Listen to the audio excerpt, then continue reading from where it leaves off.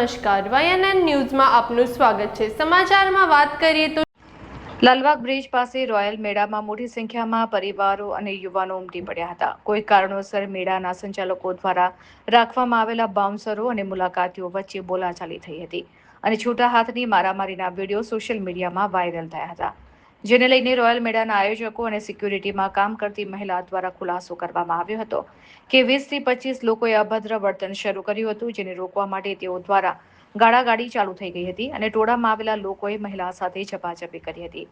મહિલા સાથે ઝપાઝપી કરતા ત્યાં ઉભા રહેલા બાઉન્સરો દ્વારા મામલો શાંત પાડવાનો પ્રયત્ન કરવામાં આવ્યો હતો, પરંતુ 20 થી 25 લોકો દ્વારા તેઓ ઉપર હુમલો કરવામાં આવ્યો હતો અને બાઉન્સરો દ્વારા પોતાનો બચાવને લઈને સામે હાથાપાઈ કરવામાં આવી હતી, જેને લઈને આજે રોયલ મેળાના આયોજકો દ્વારા ખુલાસો વ્યક્ત કરવામાં આવ્યો હતો।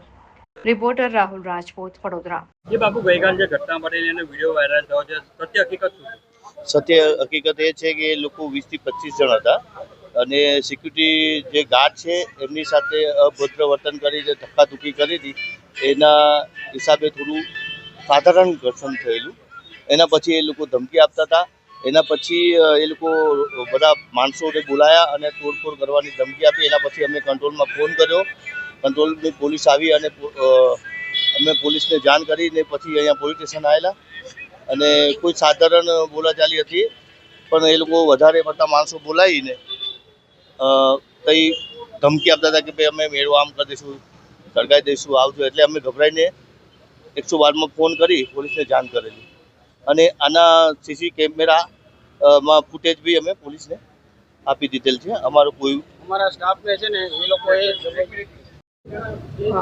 બેન ગઈકાલે જે મારામારી વિડિયો વાયરલ થયો છે, સત્ય હકીકત શું છે? સત્ય હકીકત છે ને, હું ત્યાં જ હતી, મેન ગેટ પર જ હતી। હવે નો એન્ટ્રીમાંથી એ લોકોએ એન્ટ્રી કરી ને ત્યાંથી હું કીધું કે બેન અહીંયાથી જવાની એન્ટ્રી નથી, તે છતાંય બધા 15 જણ અંદર ઘૂસી ગયા ને હું એવું કીધું કે અહીંયાથી જવાની એન્ટ્રી નથી, તો અહીંયાથી મેં કીધું સરને તઈ કહીને આગળથી તમને એન્ટ્રી કરો ને એ લોકો બધા મને 15 થી 25 માણસ હતા, મેં બધાના ચહેરાએ ઓળખું છું, બધાને તઈ હાજર કરશે ને તો હું જાતે જ ફરિયાદ કરવાની હતી, પણ હું જોબ પર હતી ને સાંજે એટલે હું નિર્ણય ના લઈ શકી।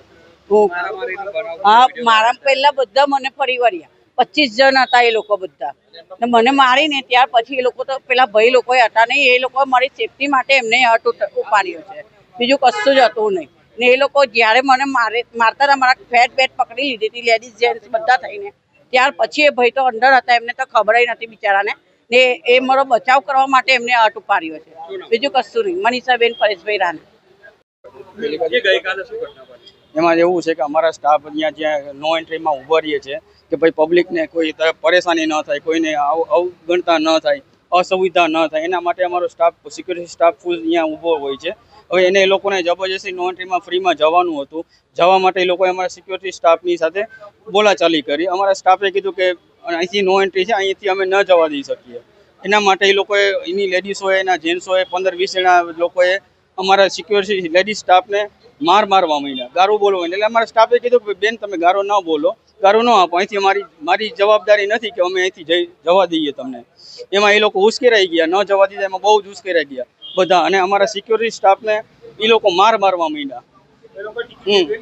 ના, ટિકિટ એને મેન એન્ટ્રીની ટિકિટ લીધેલી, એ બધું ઇન્ક્લુડિંગ છે જલપરીની, પણ શું છે સ્ટાફ પબ્લિકને અસુવિધા ન થાય એના માટે અમે કે નો એન્ટ્રી રાખેલી, પણ અહીંથી કોઈને પાછું નહીં જવાનું કે પબ્લિક જે જોતું હોય એને તકલીફ ન થાય। ધમકીઓ એમ આપતા હતા કે ભાઈ અમે આ કામ કરી નાખશું, તેમ કરી નાખશું, મેળો સળગાવી દઈશું, મેળો બંધ કરાવી દઈશું, એવી બધી કાર્યો હોય, તો અમે અમારા જે બી અમારા તરફથી છે અમે કોઈ વસ્તુ કરેલ નથી, અમારા સ્ટાફે કરેલી જબરજસ્તી, અમારા સ્ટાફને મારેલો છે અને અમારી પાસે અમારા પૂરતા સીસીટીવી ફૂટેજ છે, કેમેરા છે અમારી પાસે પૂરતા, એ અમે પોલીસ પ્રશાસનને પ્રોવાઈડ કરી દીધા છે। હવે પોલીસ પ્રશાસન પૂરી અમારા તરફથી અમે એવું કહીએ છીએ કે ભાઈ પૂરી જે બી ન્યાય હોય, સત્ય હકીકત હોય, એનો નિર્ણય પોલીસ પ્રશાસન લેશે। Hitesh પુરખિયા। Subscribe now and press the bell icon. Never miss an update.